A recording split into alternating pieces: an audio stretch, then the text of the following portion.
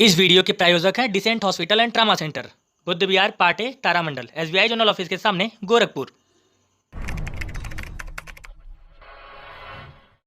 नमस्कार, मैं विकास गोस्वामी और आप इनसाइड भारत टीवी देख रहे हैं। इस वक्त हम लोग मौजूद हैं गोरखपुर के दक्षिणांचल में। आराव जगदीश इस जगह का नाम है और मेरे पीछे आप जो भीड़ देख रहे हैं, ये लोग वैक्सीनेशन के लिए लाइन में लगे हुए हैं, सोशल डिस्टेंसिंग की धज्जियां उड़ाते हुए। मैं आया तो समझाया भी, लेकिन अभी भी इन लोगों को समझ में नहीं आ रहा है।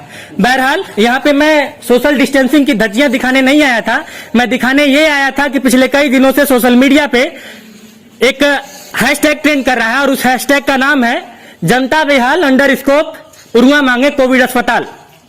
अब इस जगह के बारे में पूरा आपको बता देते हैं चलते चलते। मेरे चारों तरफ आप देख सकते हैं बिल्डिंगें बनी हुई हैं, हॉस्पिटल की बिल्डिंग है और करोड़ों रुपया लगा के इस बिल्डिंग को तैयार किया गया है। बिल्डिंग तैयार होने के बाद, हाँ चाची क्या कह रही हैं?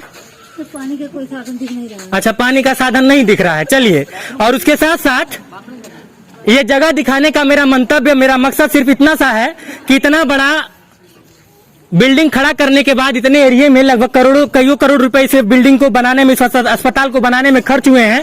लेकिन यहाँ पे अगर सरकार चाहे तो व्यवस्था दे सकती है कोविड अस्पताल के लिए, लेकिन कोई व्यवस्था नहीं है। क्यों नहीं है? क्योंकि सिस्टम हमारा आप जानते हैं जैसा कि सिस्टम का क्या हाल है।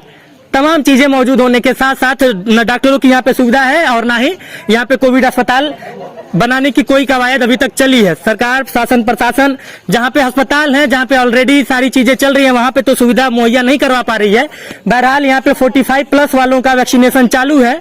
लेकिन एक बार फिर मैं आपसे बता दूं कि ये जगह आराव जगदीश है और उरुआ की जनता लगातार ये मांग कर रही है कि आराव जगदीश में कम से कम 50 बेड का एक कोविड अस्पताल शासन प्रशासन द्वारा, उत्तर प्रदेश सरकार द्वारा यहाँ पे बनवाया जाए। यहाँ पे सारी जो जरूरत की, क्योंकि बिल्डिंग खड़ी है और सिर्फ जो जरूरत की सामग्री है, डॉक्टर हैं, उनकी यहाँ पे नियुक्ति और उसका संचालन करवाना बाकी है। लेकिन वो भी अभी तक उसके इस मांग को लेकर सरकार के द्वारा कोई प्रतिक्रिया देखने को नहीं मिल रही है। चलिए, ये तो हो गई एक बात। दूसरी बात की तरफ आते हैं।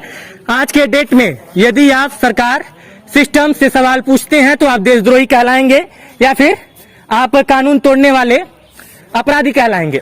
मैं बात कर रहा हूं बिहार की, बिहार के पप्पू यादव की, बिहार के नीतीश सरकार की और बिहार के सड़े गले सिस्टम की। उत्तर प्रदेश से मैं इनसाइड भारत टीवी के माध्यम से नीतीश जी को लानत भेज रहा हूं। नीतीश जी, लानत स्वीकार कीजिएगा।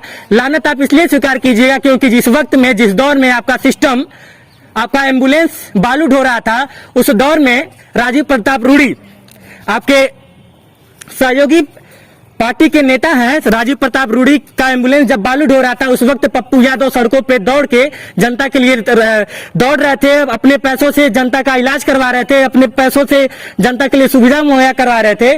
और एक दिन में अगर वो 100 लोगों का भी सेवा कर रहे होंगे तो आप उन 100 लोगों के अपराधी हैं, जो 100 लोग पप्पू यादव के भरोसे बैठे हुए थे। अपने तो आप कुछ कर नहीं रहे हैं, जो कर रहा है उसे भी पकड़ के जेल में डाल रहे हैं। तो नीतीश जी और भारत सरकार, लानत स्वीकार कीजिएगा क्योंकि अभी तक इस मुद्दे पे आपका कोई भी ट्वीट या फिर कोई भी प्रतिक्रिया सामने नहीं आया है। पप्पू यादव को आपने गिरफ्तार कर लिया। गिरफ्तार इसलिए कर लिया क्योंकि वो सोशल डिस्टेंसिंग और कोरोना काल में जो भी आपने नियम कानून बनाया है, आपने कहा कि उनकी धज्जियां उड़ा रहे थे। रेमडेसिविर जब कहीं पे अवेलेबल नहीं था, तब पप्पू यादव जहां से भी मिला, ब्लैक में मिला, खरीद के अपने लोगों तक पहुंचा रहे थे। और आपने ये कह दिया कि रेमडेसिविर की कालाबाजारी में पप्पू यादव उनका साथ दे रहे हैं। लेकिन आप उस कालाबाजारी को रोकने में बिल्कुल नाकाम रहते हैं। ये तमाम सवाल हैं जो जनता आने वाले चुनाव में पूछेगी। इसके साथ साथ अब उरुआ बाजार और उरुआ बाजार के सटे हुए जो तमाम जनप्रतिनिधि हैं, उनके बारे में भी 2 शब्द कहना चाहूंगा।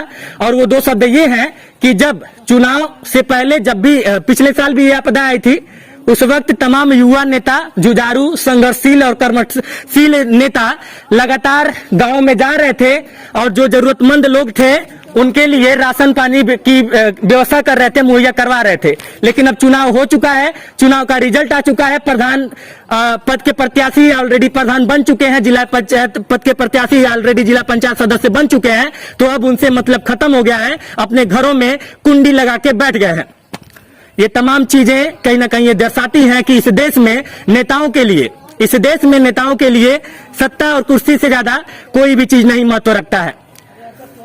ये तमाम चीजें और उरुआ मांगे कोविड अस्पताल, इस हैशटैग को मैं चाहूंगा कि उरुआ और उरुआ के आसपास की तमाम जनता, क्योंकि ये करोड़ों रुपए की बिल्डिंग बनी हुई है, तो मेरी अपील है उरुआ की जनता से और तमाम लोगों से कि जिस हिसाब से उरुआ के अगल बगल के गांव में लगातार मौतें हो रही हैं, लोग कोविड से परेशान हैं, अपील करता हूं कि आप सभी लोग मिलके जनता बेहल अंडरस्कोप उरुआ मांगे कोविड अस्पताल हैशटैग को ट्रेंड करवाइए और इस मुहिम में शामिल हुई ताकि शासन, प्रशासन और सत्ता, सरकार की नींद खुले और वो उरुआ जो कि ऑलरेडी इतना बड़ा बिल्डिंग बना हुआ है वहां पे कोविड अस्पताल दे।